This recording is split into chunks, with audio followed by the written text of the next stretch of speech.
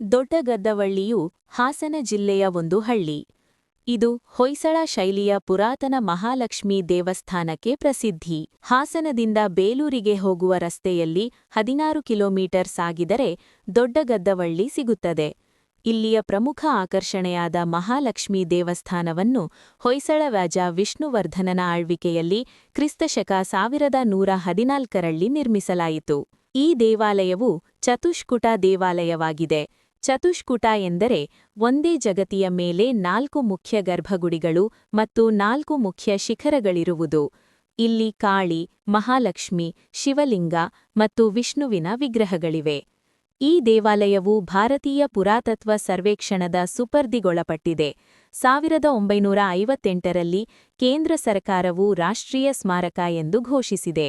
ಕೊಲ್ಹಾಪುರದಲ್ಲಿರುವ ಹಾಗೆ ಇಲ್ಲೊಂದು ಲಕ್ಷ್ಮೀ ದೇವಾಲಯವಿರುವುದರಿಂದ ಇದನ್ನು ಅಭಿನವ ಕೊಲ್ಹಾಪುರವೆಂದು ಕರೆಯಲಾಗಿದೆ. ಹೊಯ್ಸಳ ವಾಸ್ತುಶೈಲಿಯ ಅಪೂರ್ವ ಚತುಷ್ಕೂಟಾಚಲ ದೇವಾಲಯಕ್ಕಾಗಿ ಇದು ಪ್ರಸಿದ್ಧವಾಗಿದೆ. ದೇವಾಲಯವನ್ನು ವಿಷ್ಣುವರ್ಧನನ ಕಾಲದಲ್ಲಿ ಪಾರ್ಯಾತ್ರಡ ಮಹಾ ವಡ್ಡ ವ್ಯವಹಾರಿ ಕುಲ್ಲಹಣ ರಾವುತನು ಅವನ ಸತಿ ಸಹಜಾದೇವಿಯೂ ಸೇರಿ ಕಟ್ಟಿಸಿದರೆಂದು ಹೇಳಲಾಗಿದೆ. ಲಕ್ಷ್ಮೀ ದೇವಾಲಯ 118 ಅಡಿ ಉದ್ದ ಮತ್ತು 112 ಅಡಿ ಅಗಲ ಇರುವ ಅಂಗಳದ ಮಧ್ಯದಲ್ಲಿದೆ. ಸುತ್ತಲೂ 7 ಅಡಿ ಎತ್ತರದ ಪ್ರಾಕಾರವಿದೆ. ಇದಕ್ಕೆ 2 ಮಹದ್ವಾರಗಳುಂಟು. ಪೂರ್ವ ದ್ವಾರಮಂಟಪ ಬಿದ್ದುಹೋಗಿದೆ. ಪಶ್ಚಿಮ ದ್ವಾರಮಂಟಪ ಚೆನ್ನಾಗಿದೆ. ಇದರ 16 ಕಂಬಗಳು 9 ಭುವನೇಶ್ವರಿಗಳು, ಅವುಗಳಲ್ಲಿ ಕೆತ್ತಿದ ತಾಂಡವೇಶ್ವರ ಮತ್ತು ಅಷ್ಟದಿಕ್ಪಾಲಕ ವಿಗ್ರಹಗಳು ಆಕರ್ಷಕವಾಗಿವೆ. ಲಕ್ಷ್ಮೀ ದೇವಾಲಯಕ್ಕೆ 4 ಗೋಪುರಗಳು, 4 ಗರ್ಭಗೃಹಗಳು, ಇವುಗಳಿಗೆ ಸಮಾನವಾದ 15 ಅಂಕಣಗಳ ಒಂದು ನವರಂಗವೂ ಇದೆ. ಪೂರ್ವ ದಿಕ್ಕಿನ ಗರ್ಭಗುಡಿಯಲ್ಲಿ ನಿಂತಿರುವ ಚತುರ್ಭುಜ ಸಹಿತ ಲಕ್ಷ್ಮೀ ವಿಗ್ರಹ, ಪಶ್ಚಿಮದ ಗರ್ಭಗುಡಿಯಲ್ಲಿ ಭೂತನಾಥಲಿಂಗ, ದಕ್ಷಿಣದ ಗರ್ಭಗೃಹದಲ್ಲಿ ಭೈರವ ವಿಗ್ರಹ, ಉತ್ತರದ ಗರ್ಭಗೃಹದಲ್ಲಿ ಸುಖಾಸನದಲ್ಲಿ ಕುಳಿತ ಅಷ್ಟಭುಜದ ಸುಂದರವಾದ ಕಾಳಿಯ ವಿಗ್ರಹ, ಹೀಗೆ 4 ಮೂರ್ತಿಗಳಿವೆ.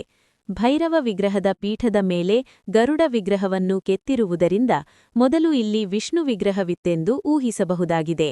ಕಾಳಿ ಗುಡಿಗೆ ಹೊಂದಿಕೊಂಡ ನವರಂಗದಲ್ಲಿ ಪೂರ್ವ ಹಾಗೂ ಪಶ್ಚಿಮಾಭಿಮುಖವಾಗಿ 2 ದ್ವಾರಗಳಿವೆ. ಇವುಗಳಲ್ಲಿ ಪಶ್ಚಿಮ ದ್ವಾರ ಸುಂದರವಾದ ಕೆತ್ತನೆ ಕೆಲಸಗಳಿಂದ ಕೂಡಿದೆ.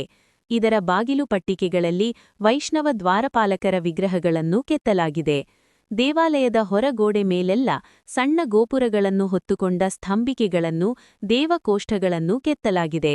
ಇವುಗಳಲ್ಲಿ ಯಾವುದೇ ವಿಗ್ರಹವಿಲ್ಲ. ದೇವಾಲಯದ ಗರ್ಭಗುಡಿಯ ಮೇಲೆ 4 ಶಿಖರಗಳು ಶೋಭಿಸುತ್ತವೆ. ಇವುಗಳಲ್ಲಿ ಲಕ್ಷ್ಮೀಗುಡಿಯ ಶಿಖರ ಚಾಳುಕ್ಯ ಶೈಲಿಯಲ್ಲೂ ಉಳಿದವು ಕದಂಬನಾಗರ ಶೈಲಿಯಲ್ಲೂ ಇವೆ. ಸುಖನಾಸಿ ಭಾಗದಲ್ಲಿ ಹೊಯ್ಸಳ ಲಾಂಛನ ಶಿಲ್ಪಗಳಿವೆ. ಕಾಳಿ ಗುಡಿಗೆ ಹೊಂದಿಕೊಂಡಲ್ಲೇ ಭೈರವನ ಪ್ರತ್ಯೇಕವಾದ ಗುಡಿಯಿದೆ. ಗರ್ಭಗುಡಿಯಲ್ಲಿರುವ ಮೂಲ ವಿಗ್ರಹ ಈಗ ಇಲ್ಲ. ಅಲ್ಲಿ ಚಿಕ್ಕದಾದ ಬೇರೊಂದು ವಿಗ್ರಹವನ್ನು ಇಡಲಾಗಿದೆ. ಇದರ ಬಾಗಿಲು ಪಟ್ಟಿಕೆಗಳ ಮೇಲೆ ಕೆಲವು ಶಿಲ್ಪಗಳನ್ನು ಕೆತ್ತಲಾಗಿದೆ. ಇವುಗಳ ಪೈಕಿ ದಕ್ಷಿಣಾಮೂರ್ತಿ ಹಾಗೂ ಮೋಹಿನಿಯ ವಿಗ್ರಹಗಳು, ಸತ್ತು ಬಿದ್ದಿರುವವನೊಬ್ಬನ ತಲೆಯನ್ನು ತುಳಿಯುತ್ತ ನಿಂತಿರುವ, ಇನ್ನೊಬ್ಬ ತನ್ನ ತಲೆಯನ್ನೇ ಕತ್ತಿಯಿಂದ ಕತ್ತರಿಸಿಕೊಳ್ಳುತ್ತಂತೆ ಕೆತ್ತಿರುವ ಶಿಲ್ಪವು ಗಮನಾರ್ಹವಾದವು. ದೇವಾಲಯದ ಪ್ರಾಕಾರಕ್ಕೆ ಹೊಂದಿಕೊಂಡಂತೆ 4 ಮೂಲೆಗಳಲ್ಲಿ 4 ಪುಟ್ಟ ಗುಡಿಗಳು ಉತ್ತರ ಹಾಗೂ ದಕ್ಷಿಣಾಭಿಮುಖವಾಗಿವೆ. ಈ ಗುಡಿಗಳ ಶಿಖರಗಳು ಕದಂಬನಾಗರ ಶೈಲಿಯವು. ಒಟ್ಟು 9 ಶಿಖರಗಳಿಂದ ಕೂಡಿದ ಈ ದೇವಾಲಯ ಹೊಯ್ಸಳ ವಾಸ್ತುಶೈಲಿಯಲ್ಲೇ ಅಪರೂಪವಾದುದು. ಶಾಸನಗಳು. ದೊಡ್ಡಗದ್ದವಳ್ಳಿಯಲ್ಲಿ ಇದುವರೆಗೂ ಸುಮಾರು 16 ಶಾಸನಗಳು ದೊರಕಿವೆ. ದೇವಾಲಯವನ್ನು ನಿರ್ಮಿಸಿದವನು ವಿಶ್ವಕರ್ಮ ಸುಭಾಷಿತನೆಂದು ಖ್ಯಾತನಾದ ಮಲ್ಲೋಜ ಮಾಣಿಯೋಜ ಎಂಬುದಾಗಿ ಆ ಶಾಸನಗಳ ಪೈಕಿ ಒಂದರಲ್ಲಿ ಹೇಳಲಾಗಿದೆ. ದೇವಾಲಯದ ಬೇರೆ ಬೇರೆ ಅಂಗಭಾಗಗಳನ್ನು ತಾಂತ್ರಿಕ ಪರಿಭಾಷೆಯಲ್ಲಿ ವರ್ಣಿಸಿದೆ. ಕೊನೆಯಲ್ಲಿ ದೇವಸ್ಥಾನವನ್ನು ಗೃಹರಾಜ ಎಂಬುದಾಗಿ ಹೆಸರಿಸಲಾಗಿದೆ.